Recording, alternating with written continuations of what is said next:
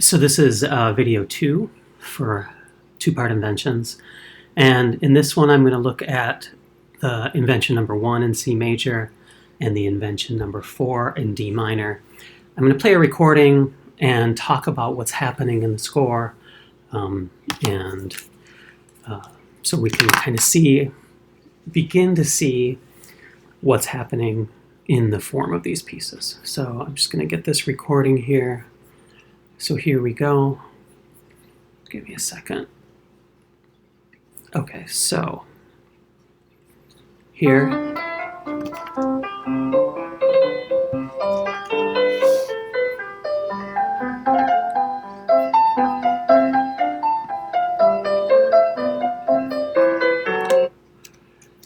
So we've already talked about this opening part.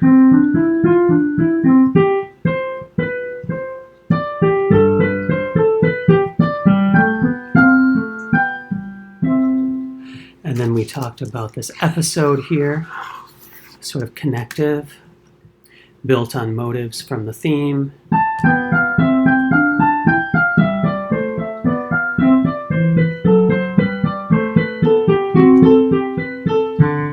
Okay, so let's hear the next little section. Let's go back and hear this much again.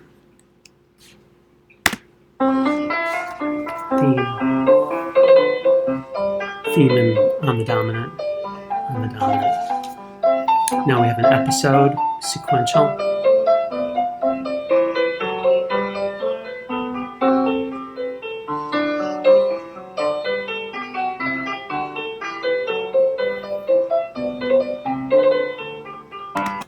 So we had this long section with many statements of the theme, all strung together in a sequence, though, and that gives us more of like the feeling of an episode, leading us from our initial exposition to this next structural section. And you can tell we have a cadence here, we have a break in texture, and then the piece starts in the key of the dominant. And it begins like it does at the beginning. So let's listen. That goes to the dominant. Interestingly, it goes to the dominant of the dominant at this point. Now we begin an interesting spot because this is the motive upside down instead of. Okay, so there's imitative counterpoint here with the upside down motive strung together in sequence. Upside down motive, upside down motive.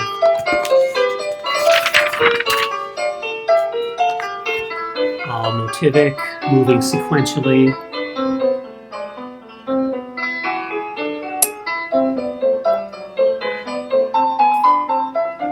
Cadence. So there was a cadence here to A minor. So that's taking us to 6.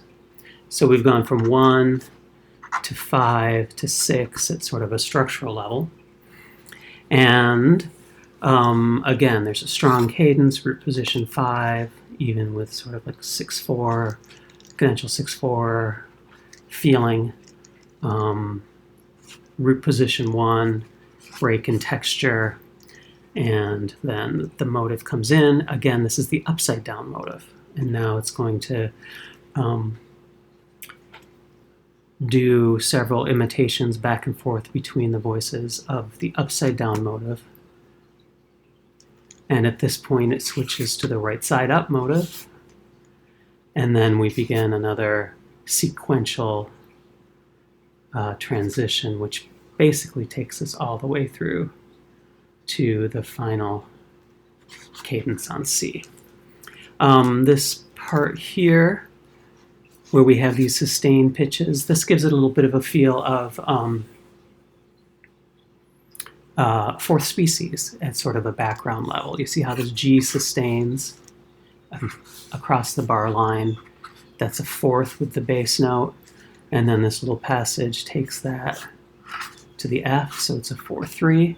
So it's a big embellishment of a 4/3 suspension. Same thing here. It does change a little bit here. Okay, so that's fine. Same thing right here. We got C with the F tying over. That's a 4 down to a 3.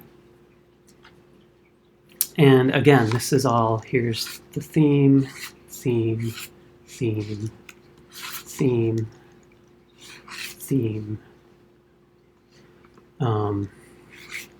Hinting at the beginning of the theme. All of this is the first 4 notes of the theme upside down. So everything in this generates from the theme. Let's hear through to the end. Here's the cadence in A minor. Imitating.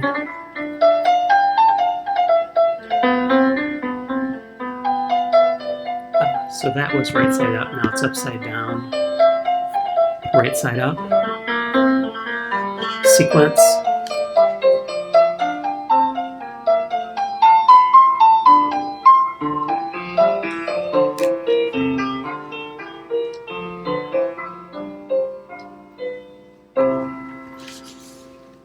Great, right?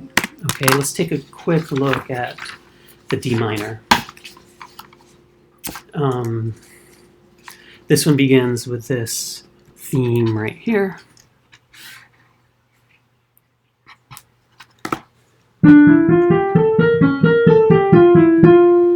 Okay, which is immediately taken over in the lower voice. And the counter theme is this sort of arpeggiation of 1 in the 7 chord, which then comes down here, while the theme goes up here another time. So here we have 3 statements of the theme at the very beginning. In the upper voice, the lower voice with the counter theme, and then the 2 voices swap, the theme up top, the counter theme beneath. These are all in tonic, so this is a little different than what we saw in the C major invention. And then we begin one of these sequential passages where here's the theme and here's the theme sequenced. And then here are little segments of the theme and then the theme sequenced. The theme, segments of the theme, and so on. Okay, so let's just kind of listen, hear what happens here. Let me find the recording.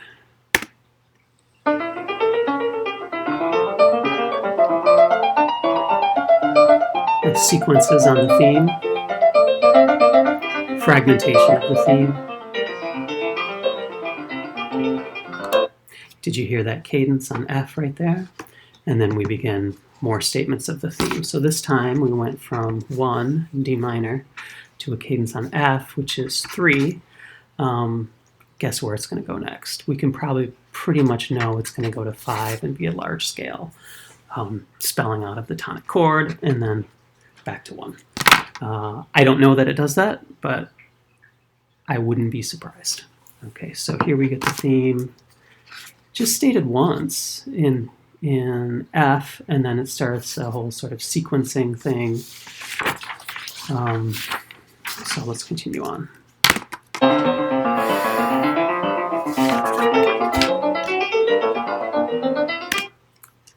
So this is interesting because at the beginning,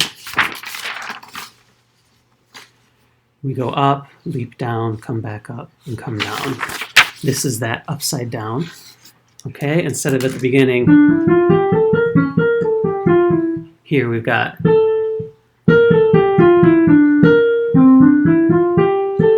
it's upside down, and then over here, oh, actually no.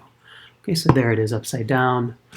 Now we start getting some interesting pedal point stuff going on.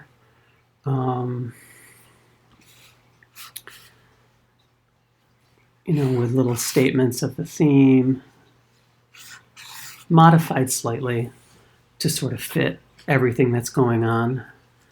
Here's the theme. Then we get another cadence here in A minor. And of course, A minor, there's our 5 that we were looking for at the very beginning. So we did D minor at the beginning, F major, and of course the 5 as a key center is the minor 5 chord, which is A minor. And that's going to set us up then for the return to tonic at the end. Okay. So here we've got, quite interesting that we have this cadence 5 to 1 in A minor, but immediately we get the B flat in there, which this is gearing us towards G minor with F sharp and E flat, G minor, which takes us to C, E, A, D, and by this point we're back in our original key. This is the restatement at the beginning.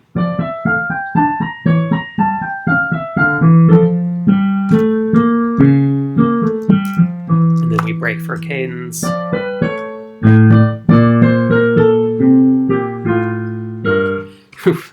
Right away at the end, we just also at the cadence include an upside down version.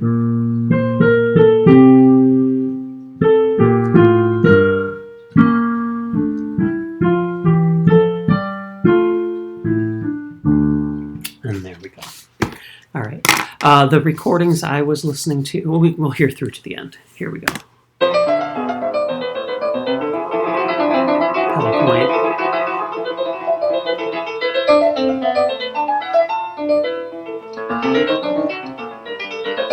Sequential action. There's our D minor return.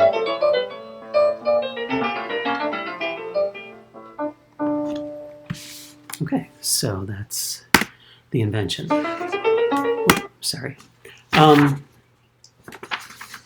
This is a gold mine. I'm going to give you the PDF of the whole piece. I mean, the counterpoint in this is just really, really unbelievable at times.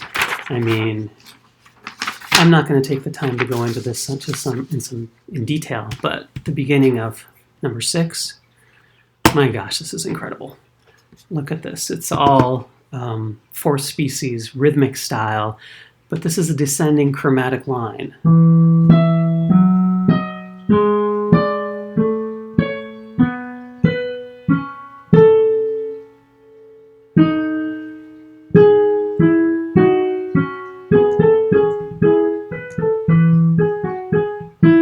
And then it inverts.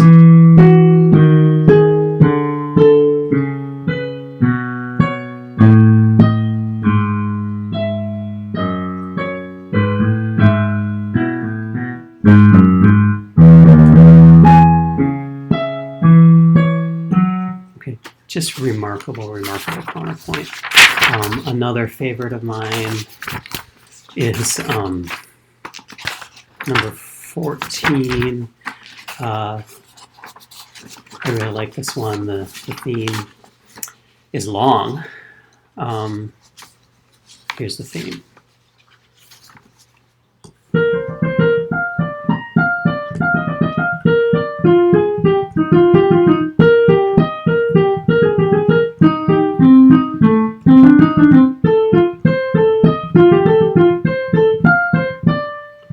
It's a very long theme. Do you agree?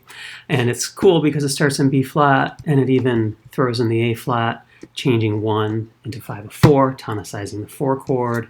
Then we outline this sort of 5/7 chord here, and then we come here and we break it apart and start sequencing.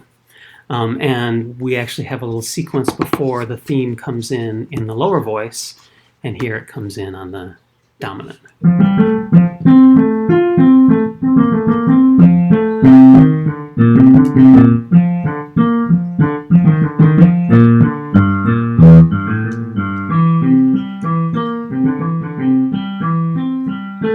And there we are. It's just this amazing piece. Really, I think you should check it out. So, all right, so that's all for now. That is sort of an introduction to the overall form of the inventions, where you have opening statements of the theme and the counter theme. You have these connective passages that are motivically based on the theme and the counter theme, and are sequential. You have cadences throughout the piece in a harmonic plan that makes sense, and you end the piece. Okay, so we're going to work towards composing an entire two-part invention. The next assignment, I'm going to talk you through composing the opening section of an invention. Okay, let's see. This is Saturday. I'm posting these two assignments, these two videos today, and I will post the other one either later today or tomorrow on Sunday. All right, thanks, guys.